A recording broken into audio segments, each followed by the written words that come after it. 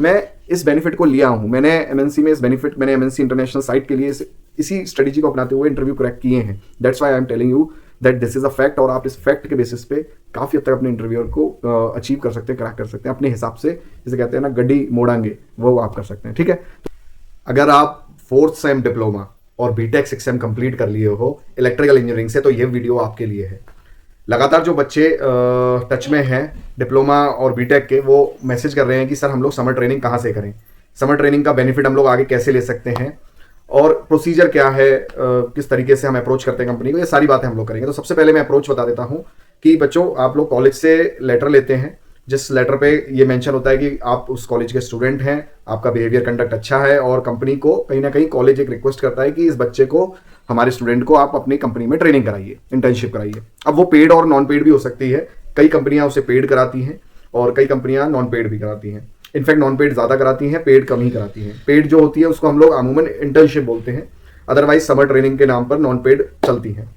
ठीक है, तो अप्रोच कैसे किया जाता है, आप मैनुअली उस कॉलेज से मिला जो आपका लेटर है, आप उसे लेके जाते हैं कंपनी में, और उस कंपनी का आप दरवाज़ा खटखटाते हैं और बोलते हैं कि ये मैं समर ट्रेनिंग यहाँ से करना चाहता हूँ। तो वो कंपनी में डेफिनेटली आपको बताया जाएगा कि ये प्रोसीजर है, आप इस तरीके से समर ट्रेनिंग यहाँ कर सकते हैं। अब इसमें ये चीज़ डेफिनेटली होगी कि आप वहाँ पहुँचेंगे कंपनी में और आपको मना भी कर सकते हैं, ये हो सकता है ऐसा हो जाए। आप कंपनी में जाएं, एक बार में कोई ना मिले, 2 बार जाना पड़े, 10 बार चक्कर लगाने पड़े, तो ये मैनुअल तरीका है। ठीक है, और दूसरा तरीका है कि आप कंपनी को वेबसाइट पर सर्च करें, वहाँ के कोई कॉल, अगर आपको नंबर मिल जाए तो कॉल करें या वहाँ के मेल करें। अब ऐसे आपको 10 कंपनी को मेल करना पड़ता है, तब जाके कोई एक सिलेक्ट होता है। अब इस वाले केस में होता क्या है कि कोई ना कोई, दोनों ही केस में मैं बताऊं, अगर आपकी कोई ना कोई कंपनी रेफरेंस है, जुगाड़ जिसे हम बोलते हैं, अगर वो है तो आपका काम बड़ी आसानी से हो जाता है, ज़्यादा आपको चप्पलें घिसनी नहीं पड़ती है। ठीक है, तो ये तो तरीका हो गया, मतलब अप्रोच का एक तरीका है। अब समर ट्रेनिंग का लाभ लेने के लिए अगर आप चाहते हैं तो क्या तरीका है, मैं वो बता देता हूँ। सबसे पहले तो आपको समर ट्रेनिंग कहाँ करनी चाहिए, तो पहला तो इंटरेस्ट, अगर आपका इंटरेस्ट किसी पर्टिकुलर जगह पे है, जैसे फॉर एग्जांपल आप कहाँ कर सकते हैं, मैं एक बता देता हूँ। आप कहीं मेंटेनेंस होता है इलेक्ट्रिकल का, वहाँ कर सकते हैं। जैसे एग्जाम्पल के तौर पर आर्मी के कई वर्कशॉप्स हैं, जैसे 509 आर्मी बेस कैंप है आगरा में, यहाँ पे आर्मी के जो इलेक्ट्रिकल इक्विपमेंट्स हैं वो सही होने आते हैं। तो आप मेंटेनेंस वाली जगह पे कर सकते हैं। कोई इलेक्ट्रिकल इक्विपमेंट वाली फैक्ट्री में कर सकते हैं, वहाँ पे इक्विपमेंट बनते हैं इलेक्ट्रिकल के। आप कहीं पावर प्लांट में कर सकते हैं जहाँ बिजली बनती है। आप कहीं सबस्टेशन में कर सकते हैं। ठीक है, आप कहीं मैन्युफैक्चरिंग प्लांट में कर सकते हैं, कोई इलेक्ट्रिकल जो इक्विपमेंट्स है वो मैन्युफैक्चर हो सकता है। तो मतलब कुल मिला के कहीं भी इलेक्ट्रिकल का काम हो वहाँ आप ये कर सकते हैं। कोई कंस्ट्रक्शन साइट है, वहाँ वायरिंग हो रही है, तो आप उसमें भी कर सकते हैं। ठीक है, तो सबसे पहला तो इंटरेस्ट होता है कि अगर आपका इंटरेस्ट पर्टिकुलर फील्ड में है कि मुझे वही चीज़ सीखनी है समर ट्रेनिंग में, तो डेफिनेटली आप इंटरेस्ट फॉलो करिए। दूसरी चीज़, भाई मान लो इंटरेस्ट कितना भी होगा, अगर आपका कंपनी रेफरेंस किसी एक ही पर्टिकुलर जगह है, मान लो आपका इंटरेस्ट है कि आपको पावर प्लांट में करना है, बट आपका कंपनी जो रेफरेंस है, आपकी जुगाड़ जहाँ लग पा रही है वो है आपका सबस्टेशन घर के बगल में, तो जाहिर सी बात है बच्चा सबस्टेशन या कोई ऐसी जगह जहाँ जुगाड़ है वहीं करेगा। अब जो तीसरी चीज़ मैं बता रहा हूँ कि बेनिफिट कैसे लें, उसका क्या है, देखिए बेनिफिट मिलेगा कहाँ। आप कहीं भी सरकारी, अगर आप एग्जाम क्रैक करते हैं तो उसके बाद इंटरव्यू होता है। अब इंटरव्यू बीटेक में ही होता है, डिप्लोमा में तो खत्म हो गया है। तो जो इंटरव्यू में आप जाएंगे, इंटरव्यू में जब आप जाते हैं एक बेनिफिट आपको वहां मिलेगा, याद रखना, चाहे फिर वो सरकारी कंपनी का हो या प्राइवेट का। ठीक है, अब प्राइवेट में तो डिप्लोमा बीटेक दोनों ही जाएंगे। प्राइवेट कंपनी के लिए अगर आप जाएंगे तो वो बीटेक भी हो सकता है, डिप्लोमा भी, बट मोस्टली अब सरकारी के लिए तो बीटेक में ही इंटरव्यू रह गए हैं। डिप्लोमा में तो लगभग कैंसिल है, हर जगह इंटरव्यू होता ही नहीं है। अच्छा, डायरेक्ट मार्क्स का बेनिफिट कहीं नहीं मिलता। 99.99% जगहों पे कोई डायरेक्ट मार्क्स का बेनिफिट नहीं है कि अगर ट्रेनिंग यहाँ से करिए तो मार्क्स का बेनिफिट होगा।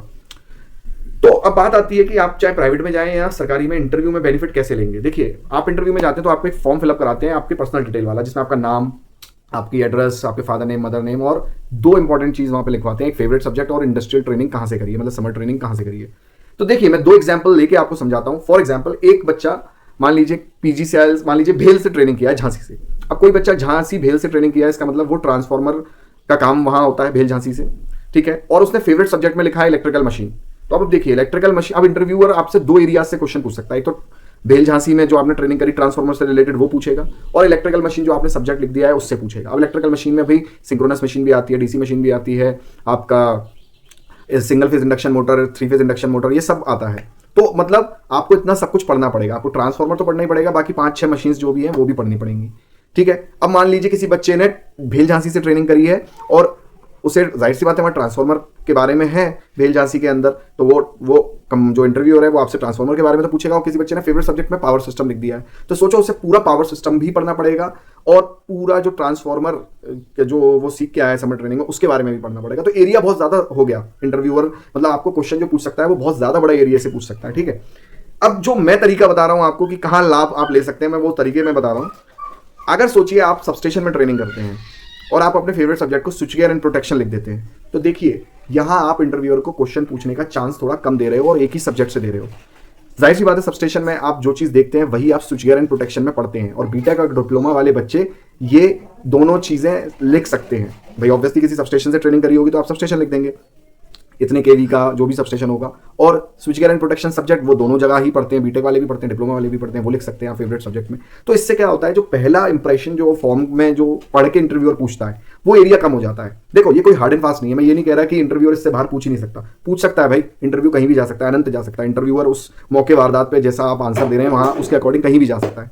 बट आप पहले से मौका क्यों दे रहे हो इंटरव्यूअर को अपना एरिया ब्रॉड करने का? आप तो जाहिर सी बात है ना, आप चाहोगे कि मैं जितना लिख रहा हूं उस पर मास्टरी कर लूं, और मास्टरी कोई इतनी आसान चीज तो नहीं है ना। आप अगर एक ही सब्जेक्ट को अच्छा मगअप कर ले रहे हैं, अच्छा समझ ले रहे हैं, तो अच्छा बता भी पाएंगे। अब मान लीजिए आप स्विच गियर प्रोटेक्शन भी लिख रहे हैं और इधर आप सबस्टेशन में ट्रेनिंग कर लिए, तो जाहिर सी बात है आपको कम पढ़ना पड़ेगा, तो आप बेहतर पढ़ सकते हैं, बेहतर जवाब दे सकते हैं। और इधर जितना आप एरिया को ब्रॉड करते चलेंगे, आप मौका ज्यादा दे रहे हैं इंटरव्यूअर को अपने सवालों को दे मतलब पूछने का अलग अलग सब्जेक्टों से। तो ये बात ध्यान रखिएगा कि जो सब्जेक्ट्स हैं फेवरेट सब्जेक्ट, कई जगह तो 2 या 3 भी है वो लिखवाते हैं। तो मैं यहाँ पे बात कर रहा हूँ टॉप प्रायोरिटी फेवरेट सब्जेक्ट की, जो आप लिखेंगे ऑब्वियसली, है ना। तो अदरवाइज नहीं तो जाहिर सी बात है जहां पे 2-2 3-3 सब्जेक्ट फेवरेट सब्जेक्ट लिखते हैं तो वहां पूछा भी जाएगा उन सब्जेक्टों से। बट मैं इस बेनिफिट को लिया हूं, मैंने एमएनसी में इस बेनिफिट, मैंने एमएनसी इंटरनेशनल साइट के लिए इसी स्ट्रेटेजी को अपनाते हुए इंटरव्यू क्रैक किए हैं। That's why I am telling you that this is a fact, और आप इस फैक्ट के बेसिस पे काफी हद तक अपने इंटरव्यूअर को अचीव कर सकते हैं, क्रैक कर सकते हैं अपने हिसाब से। जिसे कहते हैं ना गड्डी मोड़ांगे, वो आप कर सकते हैं, ठीक है। तो कोई भी फिर भी आपको डाउट हो आप कमेंट बॉक्स में कमेंट करिएगा, मैं जवाब दूंगा। Thank you.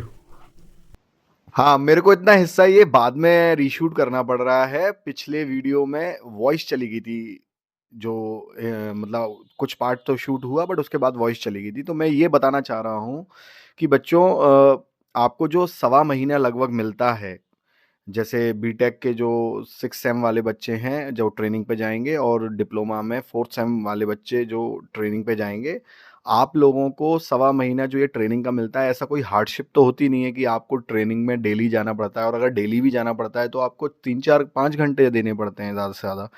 तो मैं आपको ये भी सजेस्ट करूँगा कि इस टाइम का एक तरीके से बेनिफिट कैसे उठाएं, वो तो मैं बता चुका। दूसरी तरीके से बेनिफिट आप ऐसे भी उठा सकते हैं कि आप अपना कोई कोचिंग ज्वाइन कर लीजिए। आजकल ऑनलाइन कोचिंग्स हो गई हैं। आप अपने या तो टेक्निकल की तैयारी करिए, सब्जेक्ट की तैयारी करिए, या आप नॉन टेक्निकल की तैयारी करिए। सब्जेक्ट की तैयारी तो आप हमारे साथ कर सकते हैं, बट नॉन टेक्निकल की तैयारी जैसे कि मैथ्स हुआ, हिस्ट्री, ज्योग्राफी, जीएस जो होता है, पॉलिटी, ये आप पढ़ सकते हैं। मतलब समय का आप बेस्ट यूज़ करें ना। बहुत लोग इसे घूमने फिरने के लिए, रिलैक्स चिल मारने के लिए यूज़ करेंगे। तो भाई रिलैक्स तो तुम पूरे साल भर ही रहते हो, कौन से तुम इतना भारी पढ़ते हो। तो इस टाइम को आप कुछ अपनी नॉलेज गेन करने के लिए यूज़ करो ना, तो बहुत बेस्ट रहेगा। कमेंट बॉक्स में मैं टेलीग्राम चैनल का लिंक डाल दे रहा हूँ, आप उस चैनल को ज्वाइन कर लीजिएगा। और कोई भी क्वेश्चन हो तो कमेंट के थ्रू आप पूछ सकते हैं कि प्रिपरेशन किस तरीके से करी जा सकती है।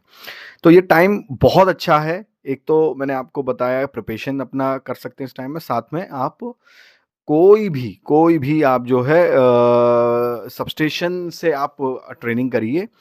मतलब कोई कंपल्शन नहीं है, बट बेनिफिट आपको मैंने जिस तरीके से बताया इंटरव्यू में मिलेगा, वो मिलेगा ही मिलेगा। मैंने उसका बेनिफिट लिया है और मुझे काफ़ी इंडस्ट्रियल एक्सपीरियंस है, इसीलिए मैं आपको ये बात बता पा रहा हूँ। Thank you.